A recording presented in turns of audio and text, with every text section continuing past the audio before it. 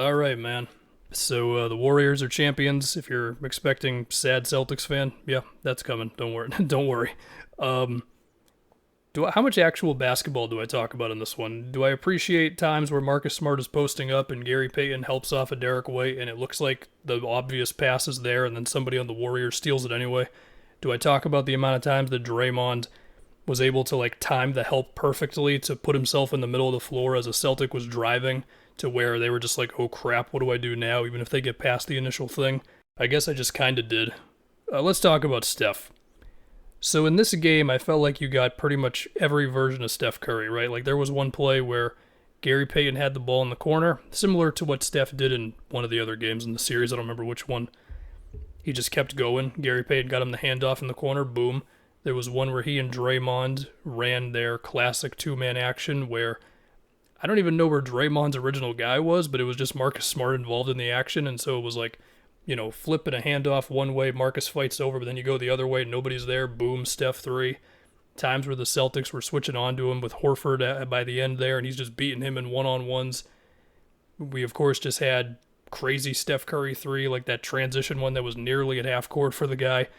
At this point, man, because I know some people have tried to poke holes into Steph Curry's resume, and I think if you're still trying to do that after the playoffs he just had, I don't know what to tell you. I mean, that dude, he is somewhere on the all-time list. I mean, he is no doubt one of the 15 best players ever. If you really want to nail it down, there's probably a case to make that he's one of the 10 best players of all time.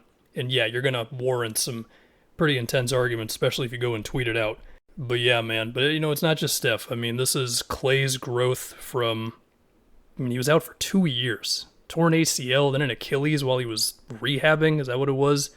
As Draymond was getting older. And, the savvy of the front office to pull off the D'Lo trade when KD was out, which then they could swing for Wiggins, and he was the perfect fit. There was a lot of conversation around that trade.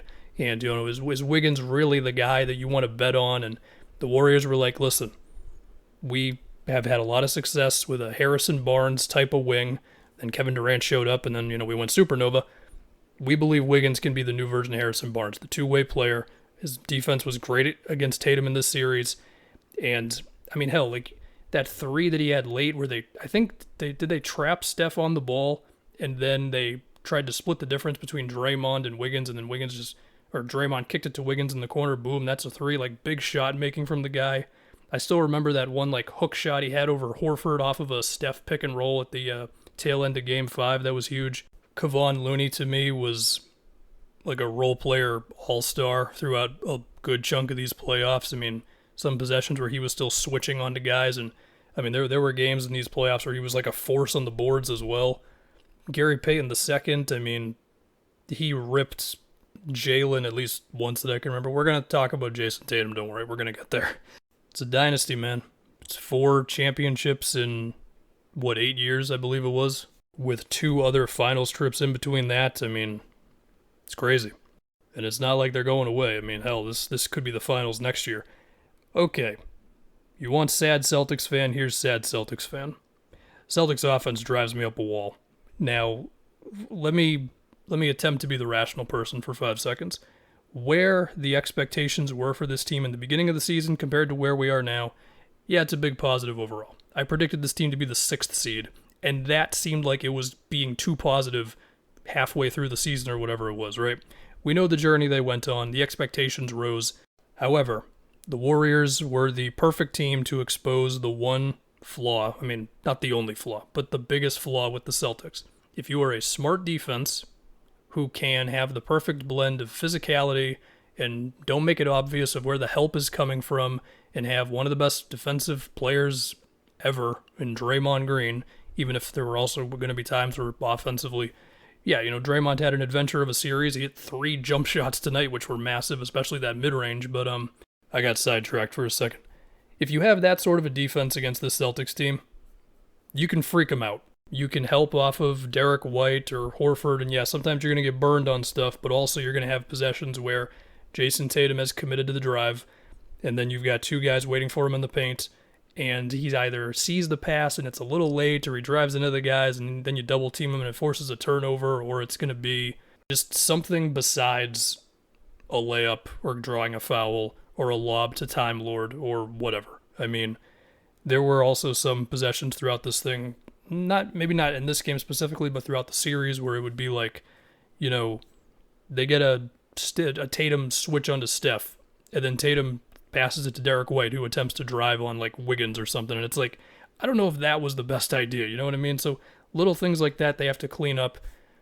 But also, to talk about Tatum a little bit more, like, he's made a lot of progress as a passer, no doubt about it. And it's not just the passing. I mean, it's also the perfect timing on when to drive, anticipating when the help is coming, and, attacking from a certain spot on the floor to where it's just going to make it tougher for them to load up on you. And if they do, you make the perfect pass. Like, Tatum basically just has to take another step. Like, he's never going to be LeBron or Luka at just surgically killing a defense, or if he is, it's not going to be for like another 4 years, because you have to be born, or you basically have to have that since you're like 10 years old, and the guy didn't have it, right? But it's kind of going to have to be his version of that, because the Warriors were able to just make him uncomfortable too many times in this thing. And yeah, his point totals for the series ended up being, I would imagine, pretty good, but it was a lot of missed shots. There were times where the handle was just like not tight enough, and once again, he wasn't anticipating the help defense enough. And I mean, they did make a lot of strides with him as a screen setter this year. I talked about that many times in the playoffs, but it's got to be more. That's the biggest thing. It's got to go to a different level. The whole thing. Also, he's probably just got to get better at mid-range jump shots, to be honest, which I know is ironic because that's been like his shtick, and then he kind of grew out of it and attempted more threes, drove to the basket more. He's never actually been that great for mid-range.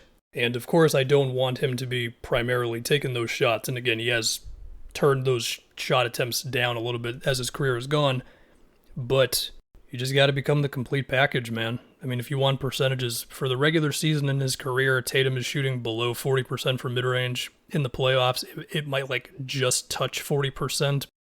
Yeah, this is all just from Basketball Reference. Besides that, I mean, look, Time Lord's health matters, of course. Marcus Smart still does the occasional thing you don't love. Like, he missed Andrew Wiggins on some box outs in this game that you don't love. He got a little too physical at times. There was that flop he had in Game 5, I believe, where Clay, like, there was a little bit of contact, but then Marcus ended up on the ground, like, on the baseline, and that this all happened, like, at the wing, and it was like, okay, Marcus, there was a little bit of contact. There's no way you fell down that far without flopping. I'll just say it.